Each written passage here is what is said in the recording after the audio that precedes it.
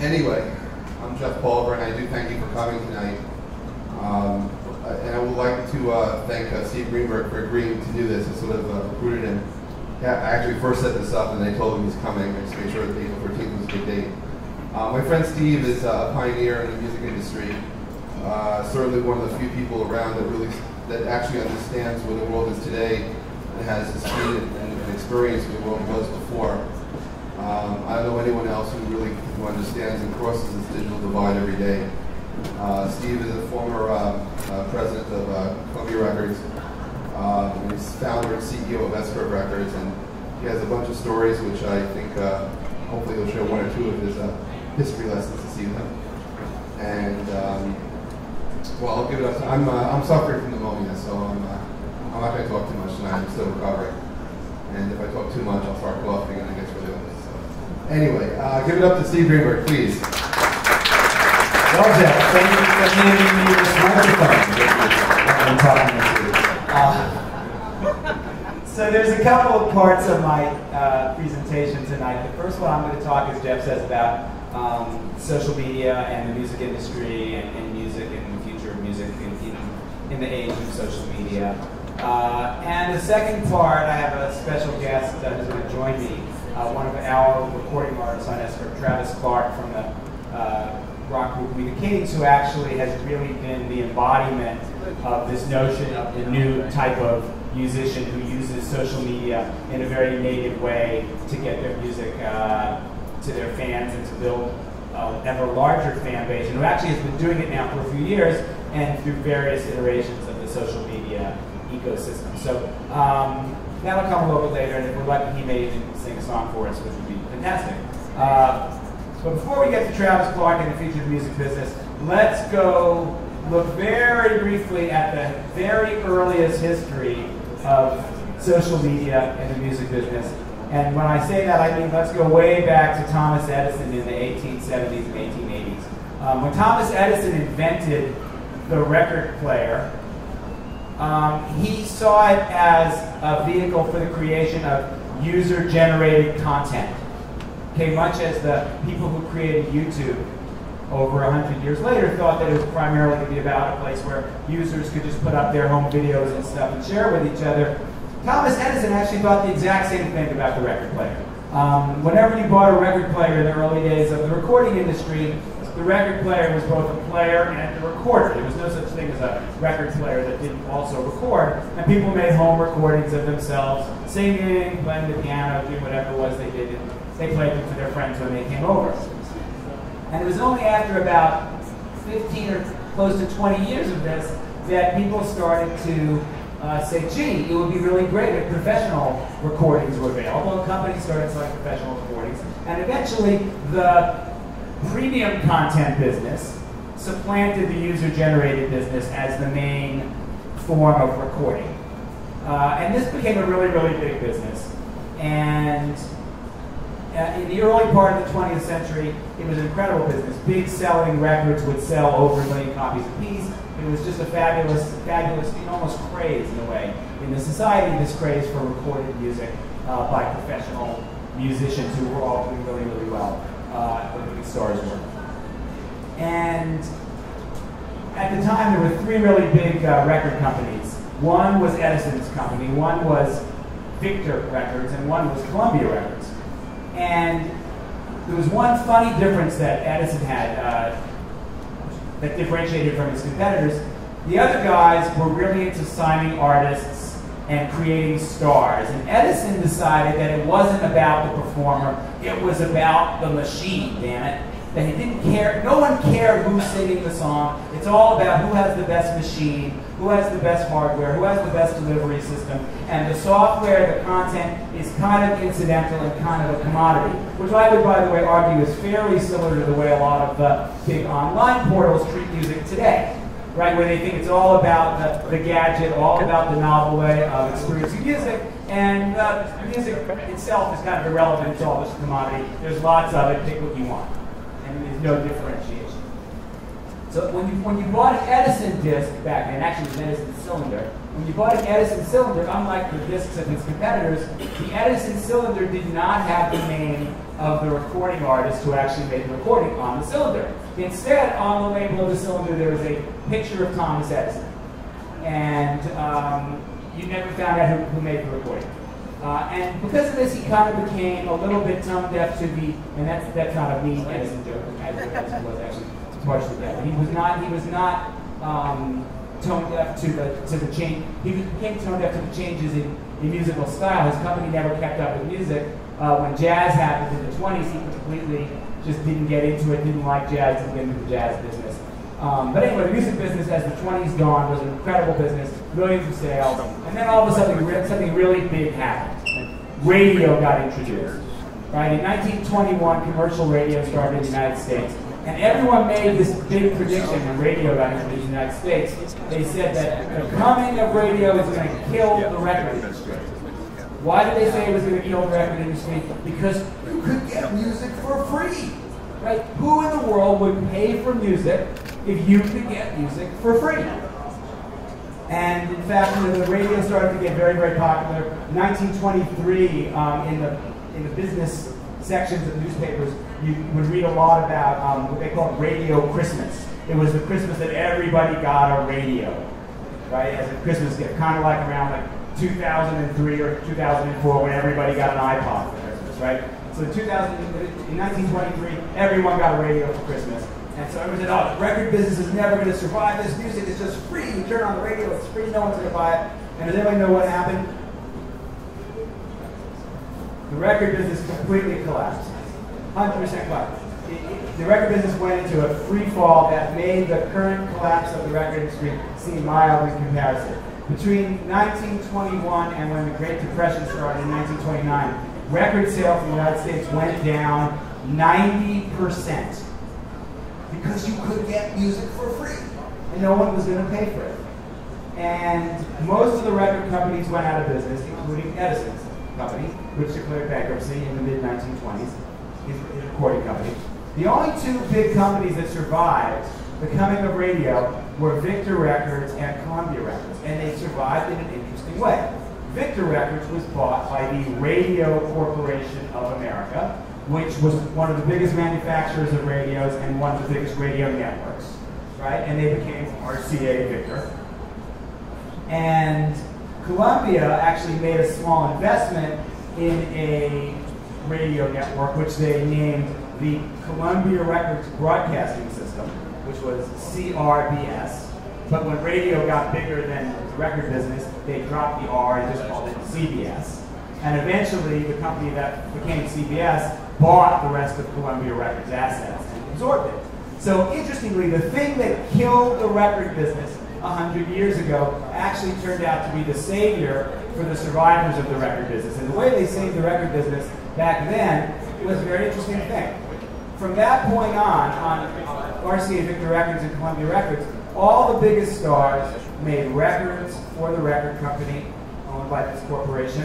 They starred in radio shows on the radio network owned by this corporation, and they made musical motion pictures for the motion picture company that was owned by this corporation. So it was sort of the original like 360 model that we talk about today in the music industry, where one company kind of owns all the rights for recording artists. This was already pioneered in the 1930s by Columbia and RCA, and it saved the record business because it created these huge stars, these people who starred in radio shows, starred in motion pictures, had the records marketed by the record company, and eventually there started to be demand for their recorded music product because they were so much bigger than any recording stars had ever been before. The whole Disney model that we see today, where a recording artist records for Disney's record label, has a TV show on the Disney Channel, has their records played on Radio Disney. It's exactly the model that those corporations did in the 30s. So they kind of saved the record business, and the record business went on. It became a very big business again.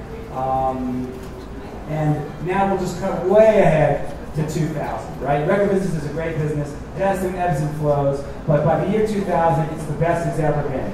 And in some ways, the fact that the year 2000 was the best year in the history of the record business, in some ways was the worst of timing for the record business, because that was the year that Napster became popular. And had Napster become popular at a moment when the record business was struggling and trying to find new revenue models, or trying to, maybe pick up for lost revenue after a couple of off years, like it had at various points in history, maybe people might have been a little open to the coming of file sharing and the coming of new ways of experiencing music on the internet. But 2000 was the very best year in the history of the record business, both in terms of profits and in terms of gross sales. And so no one wanted to change a thing. It was all just going too perfectly, and the idea of doing anything that would upset that apple cart was just considered, blasphemy. And so, of course, the record companies did everything they could, including essentially suing Napster out of business, to stop that from happening. Of course, they, at the time, they couldn't really stop that from happening, right? And it was going to keep springing up in different forms and different companies. And of course, file sharing. Back in 2000, when it was the best record business it had ever been, our company, S-Curve, put out our first record, and it was a record called "Who Let the Dogs Out," which many people here, I'm sure, are familiar with. And we sold 4 million albums of "Who Let the Dogs Out," just based on that one song. And while I happen to think the whole album was a very good album, if you like that kind of music, I'm sure that 99% of people who bought that album bought it for that one song, "Who Let the Dogs Out." But because we didn't sell singles in America in that period, we just sold albums, we were able to sell 4 million albums at a pretty high price based on the one song. Let's fast forward a couple of years later, and S-Curve's next big hit was a song called "Stacy's Mom" by the Fountains of Wayne. And "Stacy's Mom" by the Fountains of Wayne was a really, really, really big song. But we only sold 400,000 albums, while if we had put it out in the year 2000, we probably would have sold a couple of million albums. And what had happened, obviously, in the intervening time was the proliferation of illegal file sharing. There's a company called Big Champagne that measures file sharing, both legal and illegal. And in 2003, Stacy's Mom had the dubious honor of being the most illegally file shared song in the world, which was pretty good. We were the #1 stolen song in the world. And so we really saw both sides of the coin. We were there for the very last minute of the old world, and we were very hit hard by the coming of the new world. Interestingly, in the fall of 2003, the iTunes store started to be widely available, and interestingly, Stacy's Mom was still a popular enough song that actually became the very first song to get a gold certification as a digital download. So we salvaged a little something at the end from it. But we really saw we saw a lot of changes just in that period. Then we did really well as a company. We put out a record by a singer, 2 records actually, by a singer named Josh Stone, who we discovered and became very, very big. Anyway, we kind of got so good at what we were doing that Columbia Records came calling, and I became the president of Columbia Records, and many people from the label assumed high positions in Columbia Records. And we went over there, and they had this attitude that they kind of sold us on, that we like that entrepreneurial spirit, and you guys know about the future, and you know what's coming, and we want you to bring that spirit to this company. But of course, large companies, the reality is that you don't really bring that spirit to a large company. The large company kind of fights back in every way it can. And I want to just tell one quick story from that period. We had made a record, the first record by a group that became very popular called the Jonas Brothers. And we had this wacky idea of how to market the record. We made this 3-part video, and each part of the video ended in a cliffhanger. And we thought, well, how can we distribute this? MTV's not really playing that many videos anymore outside of their weekly TRL countdown show. Like, how do we get people to see this thing? YouTube had really just started, and it was not very popular yet. And so these guys came to my office, and they had this presentation about this. It's what we would call a widget, but back then they didn't even call it a widget. They called it a viral video player. And they said, basically, if you put your content in this video player, kids will put it up on their MySpace page, and MySpace was just starting to become pretty popular. And when you have the new chapters, you can actually just post them on the player, and then kids will automatically get the new chapters as they're released of this video. And I'm dumbfounded when I hear this. I'm like, wait a second. You mean that a kid can take the player and they put it on their page, and even after they pasted it on their page, I can still like put new stuff in there? And he said, yeah. Wow, that's miraculous. And so let's try to do that. This is in 2005. And we thought, well, how are we going to get kids to find out about this player? So at the time when MySpace was really starting to happen, there was an entire series of sites that arose around MySpace that were called, kind of known as the MySpace ecosystem sites, the coding sites where kids grabbed stuff with which to decorate their MySpace pages, right? Wallpaper, glitter graphics, But what those sites didn't have access to was premium content. Most of those sites were amateur sites at the time. They were owned by 15-year-old girls who were doing them out of their bedrooms, basically. A few years later, they all got bought by companies and became big businesses. And now, by the way, they're all out of business as the MySpace ecosystem collapsed with the collapse of MySpace. But at the time, it was the very big beginnings of something. And so we said, let's take this viral video player and we'll give it to a bunch of these girls who have these sites, and they'll put the widget, for lack of a better word, on the site, and kids will find it there, and they'll put it on their MySpace page, and this is how we'll have it hit. So we do this, and every week for 3 weeks we deliver a new chapter of the video, and the numbers kind of blew us away, because after the 3 weeks of the campaign, we had 20 million views in aggregate of the 3 videos. Over 60,000 kids had pasted the player onto their MySpace page. And we had a little button in the corner of the player that said, vote here for MTV's TRL Countdown. And we actually got to number 4 on the MTV TRL Countdown without any radio. Just basically from people pushing the button and going to their site, go to MTV's site and placing a vote for the song. You would think that a large corporation in the midst of upheaval of the business would go, wow, this is really exciting. But the first reaction that I got from the people who ran the Sony Music Group was, wait, you gave our content away for free to these girls to put on their websites to give away to whoever wanted it? Now at that time, the record business was just getting used to the idea that they could do business with AOL and Yahoo. Right? These were like forward-thinking deals. We're going to put our songs up on AOL. And so the idea that I was giving them to like a girl in Cincinnati who had a website where you could get glitter graphics, they were like shocked by this. This is a horrible idea, And secondly, there was a complete disbelief in the numbers. Like, how could this possibly be true? These numbers can't be true. And you couldn't possibly have a hit on MTV's TRL Countdown without being on the radio. And this all has to just be not right somehow.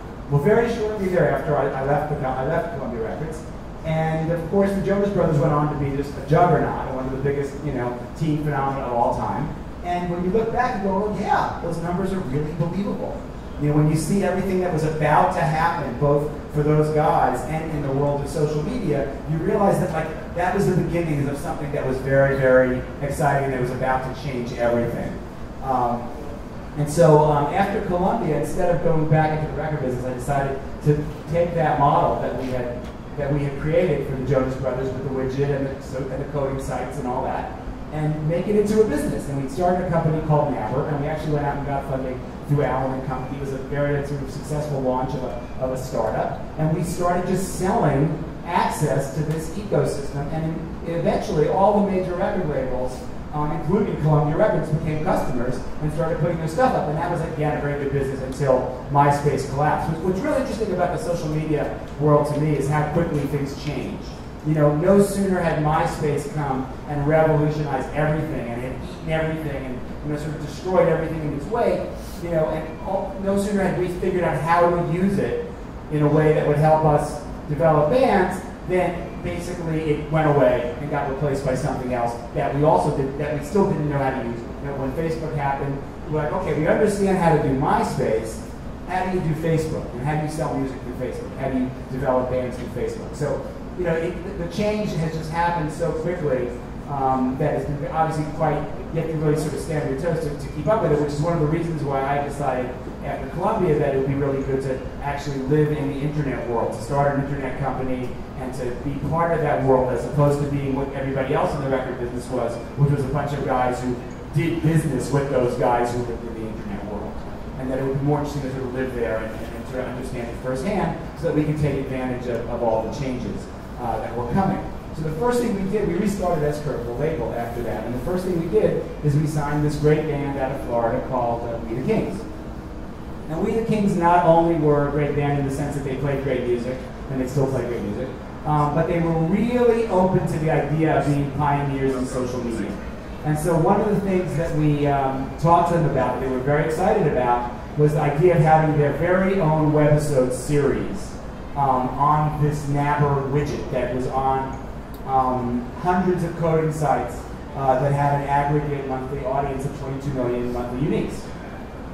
And so they thought, this is great. So these guys took the ball and really ran with it. They said, okay, we're going to start our own series. And they started this series that they created completely on their own called The King's Carriage. And it was about their life on the road on their tour bus. And as it turned out, besides being a great rock band, We the Kings were really funny guys. And they made really funny webisodes. And I suggest if people, when you go home, check out The King's Carriage webisode series. You can find it on YouTube. You can find it in a bunch of places online. You just type it in. But they did these really, really funny webisodes, and we pushed them out through this Nabber network. And lo and behold, through the whole MySpace ecosystem and the band's own touring, before we ever went to radio with a single, we sold about 100,000 albums. And we were like, wow, this is pretty great. Like this band has managed to establish a direct connection with their fans. The fans are communicating back to the band through this widget. It's pretty exciting stuff. Now, of course, time moves on very, very quickly in internet time. And what is innovative one day is sort of passing the next day. So as we said, the MySpace ecosystem eventually went away. But the King's Carriage webisode series kind of mutated. And it started to be a free podcast on iTunes. And every time they put up a new episode, it would go to #1 on iTunes. We did one on AOL. We did one on various websites like Alloy and different places. And it just became a brand in and of itself. And again, the Kings did about, I think probably about 50 or so webisodes of the King's Carriage. But what was incredible is that they had over 600 million views in the aggregate of all the webisodes when we added it all up, which is an incredible number. So essentially, they really had managed to have their own ongoing series online that super served a large fan base for a number of years. And it helped make them into a popular group, along obviously with their touring and more conventional things like being on the radio. The Kings have been an amazing band to work with in that way. I met a great internet entrepreneur a year ago. He's actually standing in the back with that jaunty hat on, named Mark Fishman, and he has a company called #Art. And #Art was taking advantage of the Twitter ecosystem, right, which came next, right? And he had this great idea, Mark, that you could have this technology where basically if people tweeted a certain hashtag, like I love We the Kings or something, right? Their Twitter picture, their Twitter avatar would immediately become a pixel in an online mosaic of the band We the Kings. And so we went to MTV with this idea, and they put it up on the front page of MTV.com. And it actually was Travis with Demi Lovato, who's a singer who was doing a duet with the band at the time. And both Travis and Demi and their fans and their friends all tweeted about how you could be part of this thing. And it took about 17,000 pixels, right, to fill the mosaic, which we filled in the matter of, a couple of hours. Boom, the thing just filled. And Mark was able to actually establish a whole business behind that. And since then, #Art's done projects with Katy Perry and the Today Show when she did a concert series, like a lot of different things with big stars. I think you just did one with Katy Perry and her new look that she launched or something, right? How long did it take to fill that? Less than a day. And how many pixels was that? Roughly 20,000 tiles. And it was just on her website. So what you realize is that the interesting thing about the internet is that there's always a great first mover advantage. And if you can, and I think when any independent artist, an independent label, has this incredible advantage over the big companies because all the time internet entrepreneurs come to me and they say, I have this great thing, this is so cool, and I look at it and I go, yeah, this is so cool, and they go, I went to Universal, I went to Sony, and I wanted to do something with one of their artists, and they said no. Because they're always nobody wants to be the first one out on a ledge with startup entrepreneurs. And if you're an independent label or an independent artist, you have that incredible advantage that you can say yes. And if you say yes and you're right, you actually can break an artist and help get an artist really popular by being the first person to stake out a certain territory in the social media landscape.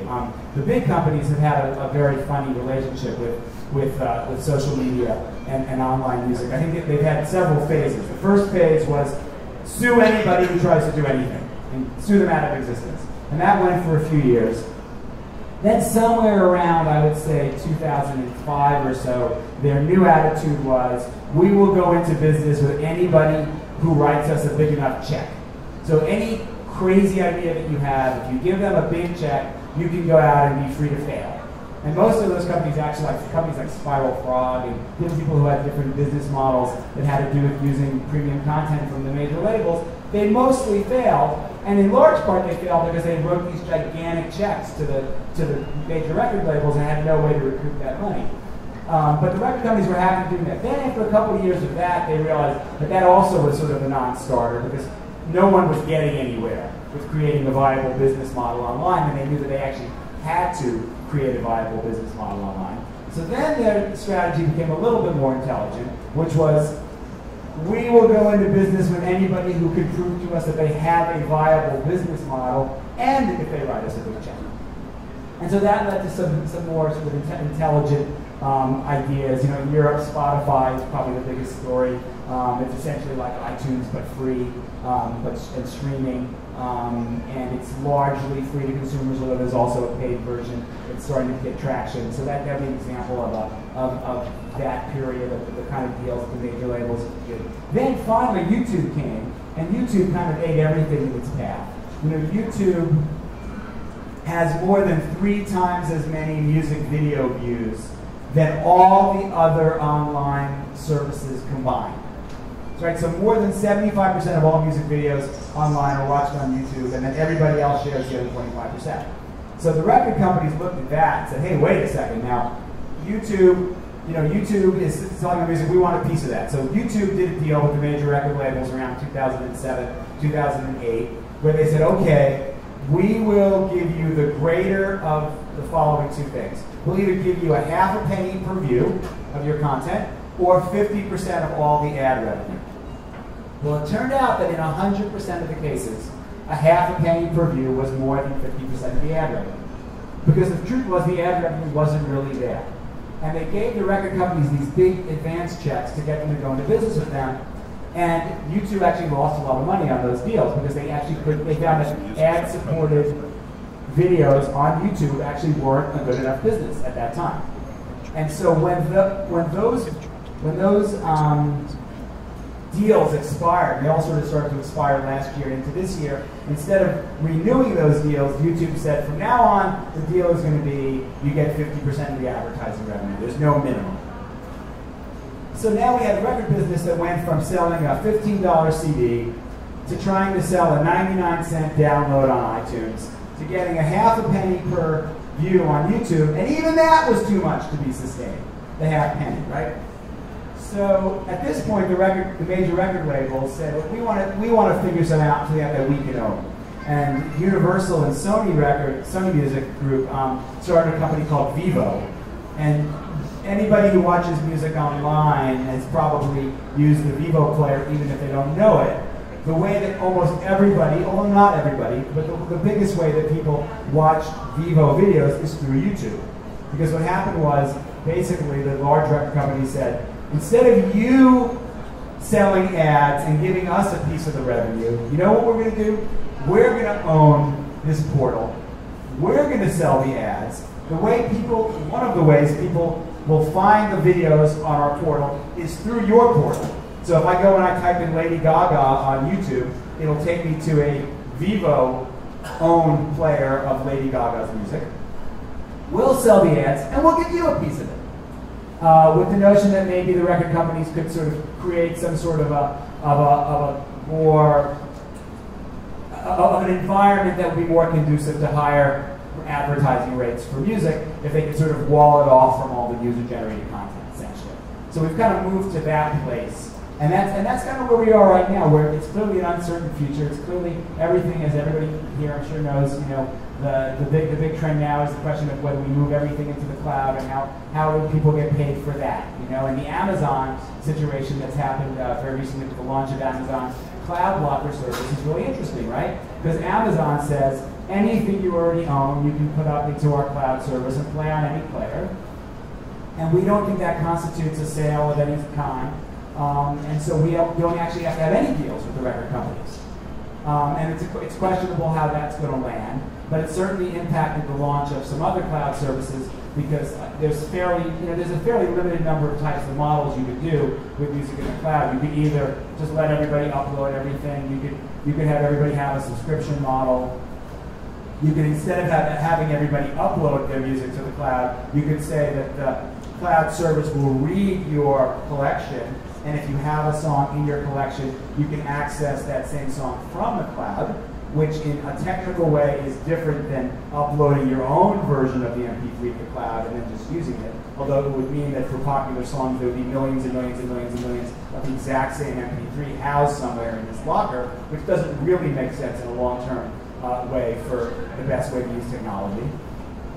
But that's kind of the juncture that we're at, where it's unclear what the next thing is. We know that for the first time last year, digital sales flattened out after years of exponential growth, and that's a worrisome thing, obviously, because at the same time the digital sales are flattening out, physical sales are collapsing, obviously, and every day there's less and less floor space for CDs in stores that still sell them. So clearly something has to replace that revenue if there's still going to be new artists cultivated by major record labels. I'm actually my big interest in all this is I think it's great to have great music. I think that homemade music is terrific. I think that music made by real geniuses who can do it full time and don't have to worry about having a day job is better. I think people like it better. People like, professionally made movies better than little funny YouTube clips ultimately. And to live in a world where it's just sort of user-generated free content because nobody can figure out how to make a living as a musician, to me, is just sort of an unacceptable scenario just from a lover of music. So I'm always thinking, like, what's the way that we're going to get to that place? But we're clearly in a challenging moment. If we want to have artists who can make music and be free to experiment and do it and reach a lot of people. And I think that actually reaching a lot of people is an important part of it. There was a vogue for a few years in this notion of the long tail, that the mass is dead. Now with the internet, the mass is dead, it's all fragmented, and everybody will just listen to what they want, and there'll be a million different bands that have some popularity. But the truth is, if you look at the views on YouTube, where there are literally millions of pieces of content, and every piece of music you could ever want is on YouTube, the truth is that when you look at gross numbers of views, people's habits today are exactly the same as they were in the era of top 40 radio. The same 40 biggest videos get by far the lion's share of the views. It's funny, when Top 40 was invented in the 1950s, the guy who invented it was this guy, Todd Storrs, who lived in Kansas City. And the way he thought of Top 40 radio, because he had a radio station that had been whose economics had been destroyed by the coming of television, because they were running soap operas and dramas and variety shows, and then TV came and destroyed all that. And he's like, what do I do with this radio station that I have? And he was in this bar with his friend talking about, like, what do we do next? And he noticed that all night on the jukebox in the bar, everybody just kept playing the same songs over and over and over and over and over again. And at the end of the night, the bar closed, but he and his friends sort of stayed, kind of closed the bar, kept sitting in the corner talking, and they noticed that the waitresses in the bar took their tip money and they put it in the jukebox, and they played the exact same records that they'd heard all night, again. And they realized, people, as much as we might like to hear people like a lot of variety, the truth is people like to hear the thing they like again and again and again a lot when it comes to music. And it's still true today, no matter what the technology sort of suggests about fragmentation. The truth is that you can never count out the mass.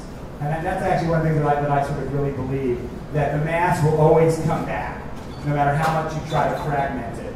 About 25, almost 30, actually almost 30 years ago now, people thought that the mass was dead when FM radio came. and top 40 stations had died. They said, oh, never again will there be an artist who can command the kind of mass audience like Elvis and the Beatles. That actually was a quote from a big article in Newsweek magazine in 1982 about the death of mass music. And boom, 6 months later, Michael Jackson's Thriller was released. Why was that? Why was that able to happen? Because what happened in the intervening months is MTV was introduced, and the mass came back together again because it really wanted to come back together again. So I just believe that. I believe that ultimately there always will be big stars, there always will be big hits, that popular culture is actually less exciting without big stars and big hits, and fragmentation makes for a very lonely society, to be honest, in my opinion. Having mentioned the notion of big stars and big hits, it is now my great pleasure to introduce my good friend and S-Curve recording artist, Travis Clark, who is somewhere out there. Travis, where are you? Travis, besides being a pioneer in social media, which he certainly is, and we'll talk about that in a minute, is also a pretty great songwriter and singer, and I'll let him take it from here.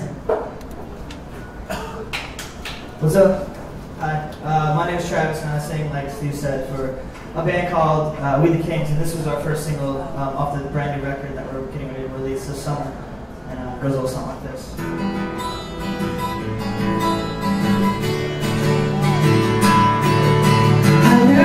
Girl in shades of blue who broke my heart and said we're through, waiting for a girl like you to change me like the weather.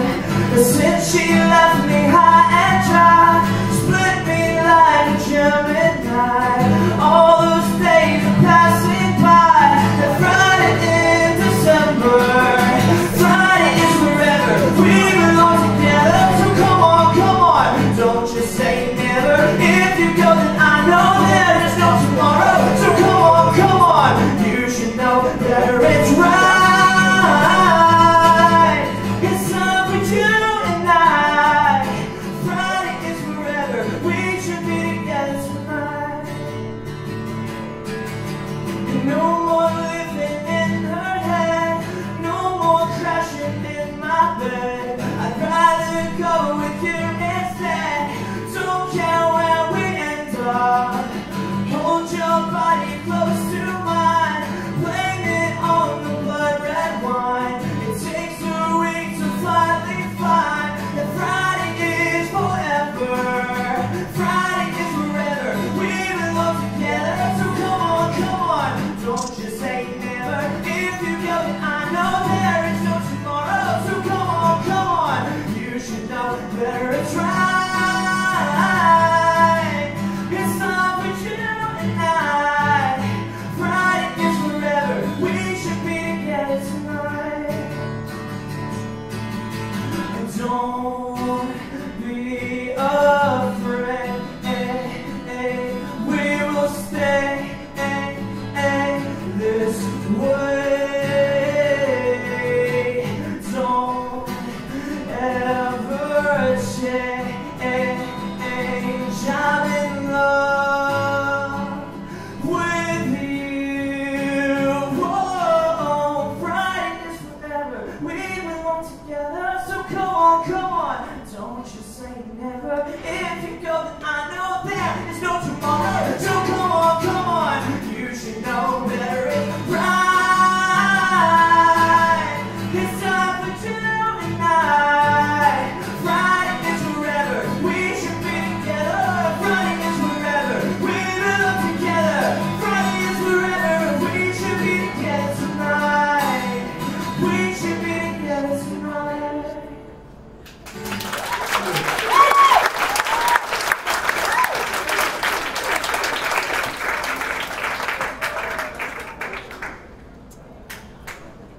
Does it work? Yeah. Hey, so thank you, Travis. Dude. What's interesting to me about Fridays Forever is that the song was leaked on the internet on Friday of last week, so today's Wednesday. We put it up on iTunes yesterday, and it was top 10 from yesterday on the iTunes Alternative Tracks chart. Yet it's never been on the radio, it's never been on television. How did people find out about this song? I would say that a lot of it was due to my Twitter marketing, is what I call it. I have like a bunch of people that follow the ridiculous things that I say on Twitter, and it's sometimes very exhausting to hear me talk about my day. But a lot of those people went and bought the song because they want to support me as a person, they want to support the band, and we've been around for 3 or 4 years, so it was a good thing for us to do, to release new music, and especially since people like the song, it just kind of gained natural reaction. We had like a trending topic, and then all these Tumblr blogs and Facebook posts, and AOL sites started posting the song and to their followers, and then they started buying it, and it was the chain of events that helped the song. But you think usually the number one way people found out about the song was through Twitter? Definitely. I mean, it's the most interactive, for people to find out everything, especially because I do post so much. They are always continually checking. What role does Facebook play in the band's efforts to stay in touch with their fans? Facebook is the ultimate way to really find girls and creep them out by adding them and trying to get a date. But for music, we all know that. I'm not saying anything that nobody else knows. For music, it's a great way for people to come visit your page and find out about touring, and it's just you see waves of websites come and go. It was MySpace, and MySpace got really creepy, and then it's Facebook, and then Facebook is almost creepy, but it's still like really cool. And then you have Craigslist, and there's serial killers and all kinds of stuff like that. So I don't know. Facebook is a way right now you can go be a friend of a band and hear all of the exciting information that the band of your dreams is being a part of. Now, when the band first started to become popular, really it was MySpace that was the thing that did it, wasn't it? Well, it's actually, we have kind of a funny story on how we were found. It was a website called Pure Volume, and I worked at Subway. I was a sandwich artist before I was a musical artist. And I had, I saved up $350. It was all my money. My family didn't really come from any money, so I had to save up $350 to buy this little tiny promo picture that went on the front page. And our manager, who manages Big Time Rush and Boys Like Girls, and he was Metro Station, all these bands that have done really well. He saw our little tiny ad because we're in the top 10 unsigned bands, and he sent me an email, and the exact email was this: "Yo, dig the shit, hit me back." And I'm sorry, I didn't know if I was supposed to say that, but that was verbatim, not my words, his. And so I thought I saw that his it was his name and then at whatever. So I went to that website, and it was every one of my favorite bands, and I was just like, okay, this is a joke. This is something my friends decided to play on me. So I didn't hit him back for a whole week, and then he sent me another email. He's like, hey, just checking to make sure this is the right email address. And I was just like, I'm really in this. I want to be in a band. I want to play music all over the world. So I don't appreciate whatever. It's funny, haha, a guy like that. And he hit me back like the next day and said, you have a plane ticket waiting for you to come to New York City from your hometown. Be on that flight, and it will change your life. And I was like, oh, that's kind of crazy. So then I went to the airport, and there actually was a ticket for me, first class. I'd never done that before, but I got wine, and I was only 18. And I flew into JFK and went, and I met who our manager is today, and it kind of just changed my world. It was all because I saved $350 on Pure Volume, little tiny blip. But it was the overall, the bigger picture is that we grew from the internet, and we were part of the internet of baby boomers right now. Right. I mean, when I think back to the kind of bands that MySpace broke back when MySpace was doing that, like you guys are kind of a classic example of that. But you guys, in some ways, were even kind of more aggressive and more clever, because in addition to having the traditional MySpace page, you also have the whole King's Carriage thing going on. Right. Well, I mean, it started with MySpace, and it was cool because we were able to connect to our fans. I would go and I would add everybody until MySpace was just like, hey, you've got too many people, you're starting to be creepy, and that was a little fun that came up. And then we decided to do this King's Carriage, which was a way for people to see more than our music. It was not this is a band that plays music, records it, puts it out tours and everything like that. We wanted people to know that we're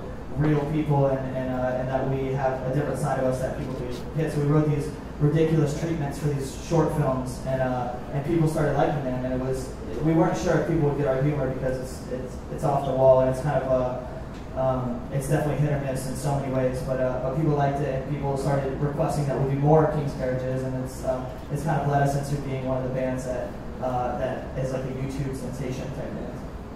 Now, one of the things that fascinates me always about technology is like how people adapt to change and how some people don't adapt to change and they fall by the wayside, and how people get freaked out by change. You guys have actually now been around long enough that you've been through a couple of generations of social media, the kind of MySpace era, and now the current era with Twitter and Facebook and YouTube essentially leading the way. Like, was there a point when you guys started to go, hey, wait a second, like, this has been great, we've been living on MySpace for a long time, but we better adapt because the world is changing? Yeah, definitely. I mean, part of staying alive and being a band is knowing what the next latest trend is, and you don't have to sell out and follow it, but you should definitely be aware of it. And you know, before Twitter started, like I remember you actually told me to start a Twitter, and I was like, what is that? You know, and now you can't say what is Twitter because everybody knows. But when you said it was just like, okay, we'll start a Twitter, and because of that, you know, we have a crazy amount of followers and stuff like that. It was before, you know, there's people starting Twitter accounts now. It's going to be very tough for them to get to 1 million followers that quickly, but because we adapted to the changing of times, you know, we were able to take full advantage of it. Does anybody out here have any questions on these topics for Travis, or for me even, but probably with that? You got a great beard. Actually, I saw one of your earlier episodes on Naber, and I was very impressed, but it was an in-type of joke that was going on, which I thought was interesting. So I wonder what you learned from doing that. What did you walk away from that experience? From actually filming the webisode? Yeah, I mean, how did that influence you, and how do you think about that now? It influenced me to want to be an actor in a movie. I'm a terrible actor, so it would never work. So I'm really banking on the success of the band to have a company come and hire me and just be like, hey, you have fans, why don't you be in our movie so people will watch it? But I think I'm inspired mainly by the fans' reaction, and it made me realize that you can do something that to you is so small and stupid. To other people it means the world to them that they get to watch you when you're not in town because you're not on tour or whatever, and it's enabled. You have the ability to share a side of you that not everybody gets to see, and it's only the hardcore fans that know anything about our King's Carriage episodes, and it's just something special for them. Yeah, now you guys have also embraced live streaming stuff. Talk about that a little bit. Yeah, live stream. There's a bunch of different companies that host. I can get in front of my MacBook. I can't say MacBook because I'm in Samsung, right? Okay. Let's all pretend. Let's go back 5 seconds. I did say it. So I will get in front of my Samsung video camera, and I will project my image throughout the internet. I have clothes on, so it's not that type of projection. But I will be able to play, acoustic songs. I'll be able to answer questions through people twittering me, whatever, Travis, is your hair real? And then I can tell them right there through a video thing. And so it's like a one-sided thing. So I'll be talking to tens of thousands of people who are sitting there watching me. It's really cool just to know that I can't be in 1,000 places at once, but I can get on the internet and kind of broadcast a little interview, meet and greet type thing just through a camera and an internet connection. People want to follow you on Twitter. What's your Twitter name? I already suggest that you don't do it, but it is Travis R. Clark, and you can find me. Tweet me, I'll tweet you back. It seems like a lot of artists are now responsible for more girl Twitter, blogging, you name it. How do you balance all that with other stuff you can do as an artist and writing for me? Yeah, I mean that's definitely a big thing. I have the craziest amount of ADD, so I always have to be doing something. If I'm sitting still, it bothers me. So it's tough to deal as an artist, you have all these new responsibilities that before I didn't have. Before I was writing a song in my garage, and 9 people would listen to it, and now I have I'll write a song and 1 million people will download it. So with that being said, not only do you have to manage writing and recording and being a part of the actual production of your record, you also have to do the marketing of it, letting people know, because I have the most followers on Twitter, so it's a cool thing that this is a way that I can show my fans and my followers where we're going to be and what we're doing. But on top of all that, the bigger you get, the more success you find. Every day is filled with a radio interview or a press article that you have to fill out, or an essay to help a college kid get through school, whatever it is.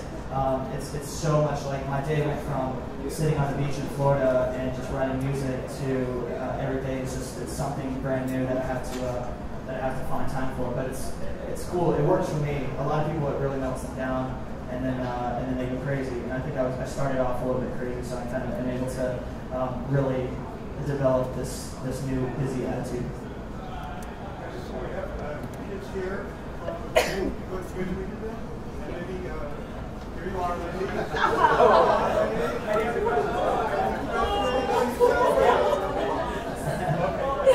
Back? Yep. Questions up here? Anybody else? Yeah, right here. Here she is.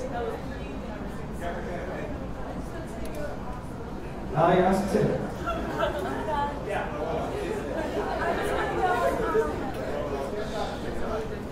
Tell us your name. Hi, Carmina. Hi, Carmina. Consultant.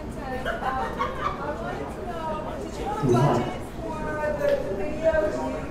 Did you do the editing and shooting? Did your friends do it? Or For the webisodes? For the website. For the King's character, it was done completely. It's all zero budget. We bought a flip cam, and our drummer is really good at like Final Cut and stuff like that. So he was motivated to start these videos, and it takes a little time to do because it is. If anybody's ever been a part of the video editing, it will make you want to hurl yourself off a building. But he loved it. It was something that he was passionate about, and being the drummer, you already have a hard time, with your ego because you're in the back. But it was something that he liked doing, and the kids knew, like all of our fans know that our drummer Danny is the one who puts everything together. So it's really cool. It's a lot of his humor. A lot of it is not. We're not being funny in the actual filming. It's all the editing process that makes us funny.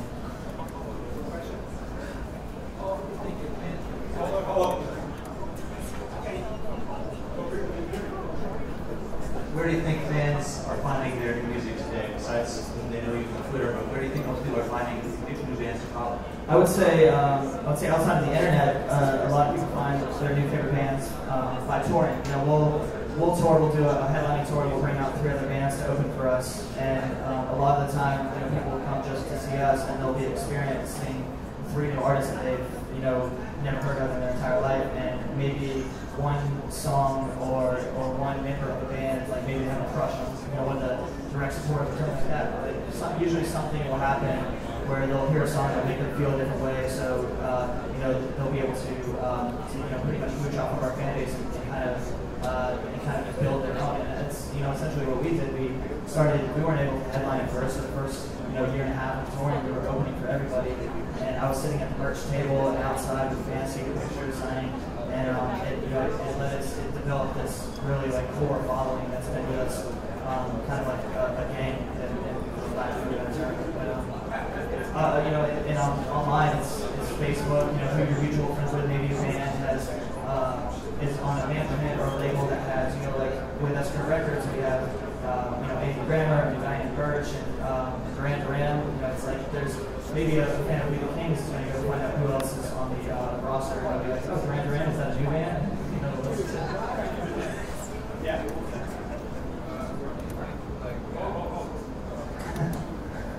What do you think of buying your own digital billboard, like your Twitter account? I think anything that you can do, for example, I bought our single was released. We have a single with Predator that I put acoustically. When it came out, I bought it because I would be a hypocrite if I told everybody else to buy it and I didn't. But a billboard, as far as advertising, but on the internet. Where? Oh, like a physical billboard.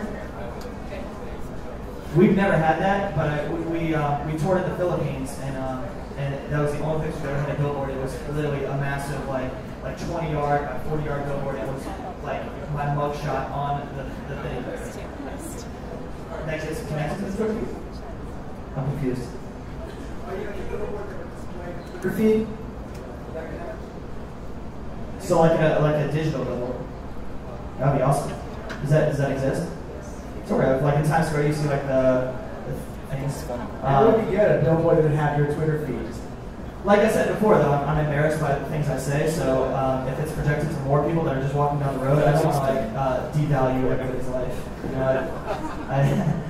I think my Twitter is. I've never once. I've had companies that have said hey, I'll pay you $5,000 to Twitter this 5 times, and I'm not that person. I don't want to be that person. So the stuff that I say is, if you want to get to know me as a person, and not just the singer of the band, then that's what you would do. But I think I'd be cool with just having it on the internet.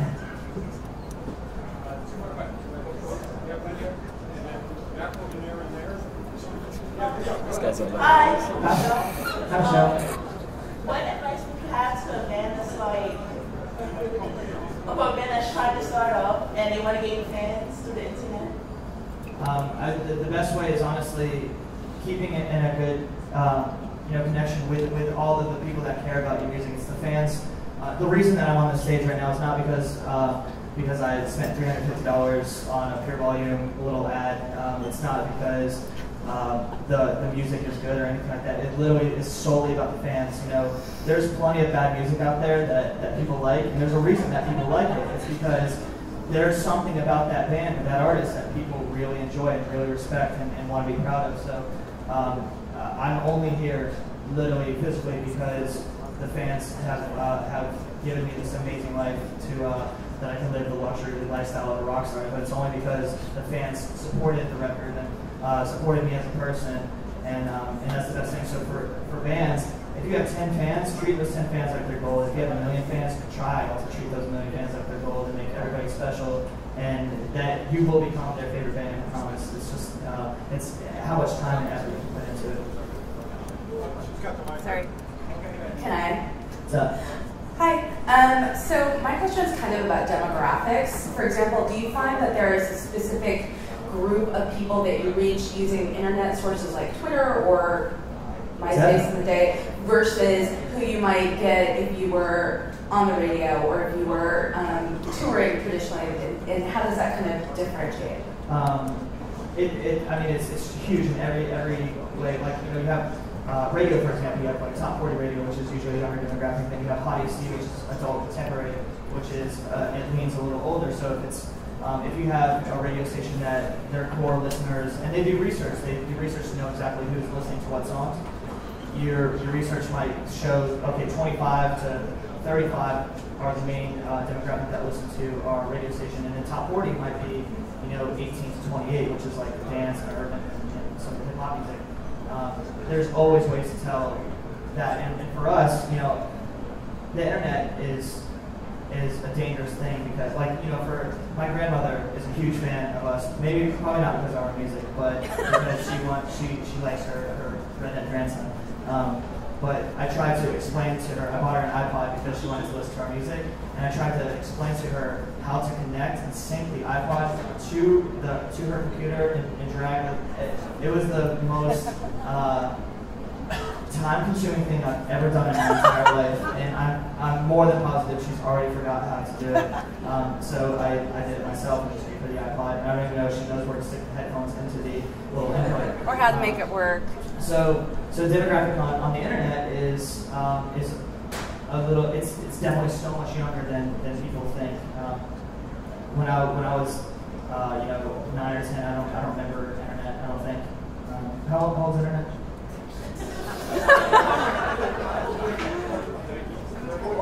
4 years old. Okay, well that's definitely old.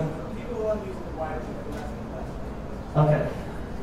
The World Wide Web is about 93. 93? Yeah, right? Start seeing web pages? It's definitely, you don't have to argue that it's more popular than it's ever been right now, so I don't remember using it really until I started a band and I had to figure out ways to promote our music and get people to find us. But the demographic is, you have Twitter, and it's, your demographic is based solely on the public eye. So you have news Twitters, you have celebrity Twitters, and a lot of people, and then you have everybody else who's promoting stuff and businesses. A lot of it is public eye and then fans. So depending on what you're outside of the internet, depending on what you use to have fans, that's what your demographic is. And then for YouTubers and stuff like that, all these YouTube names. One of my best friends, Charles Treasury, is like one of the top YouTubers in the world, and his demographic is so wide, so broad, but it's only based on who knows the internet and who knows YouTube. I tried to explain to my dad YouTube and how it's rough too. Thanks. I like your hair. I like your hair. Cool. We should be friends. So, and you said, yes, let's please. You said that you're like quasi-embarrassed about the things that you say on Twitter, or that it has like some impact. How do you decide decide what you do say on Twitter and then what you don't say, and how that affects your fans, or like, do you keep certain things out of your public profiles, or is that actually advantageous for you to let it out? The stuff that I have a filter in my fantastical brain. I have a filter of stuff that I post on the internet, and it's not because I think that I'm holding something. It's who we are as people. If I wanted to stand up and start cursing at everybody and be like, "You're a whole bunch of people," whatever, I would never say that, because that's not how I was brought up, and one, I think you guys are beautiful people. So I say a lot. I say definitely too much. I give way too much information, but there are things that I won't say. I like to keep it upbeat and positive, and because I think there's so much negativity on the internet that it's nice, it's refreshing to hear somebody say something nice in general. But there was one time a seagull stole my grilled cheese, and I was so bummed out. And I talked about wanting to kill seagulls, and I literally got so much wrath by like PETA and all these animal rights people, and I was like, I'm kidding, but he really did say I would kill that one seagull, not all seagulls. Seagulls are cool, but that one who stole my grilled cheese was a little fatter than all the other ones. But that's something, for example, that I would say, and because I am in the public eye, I get just totally called out for it. So I try not to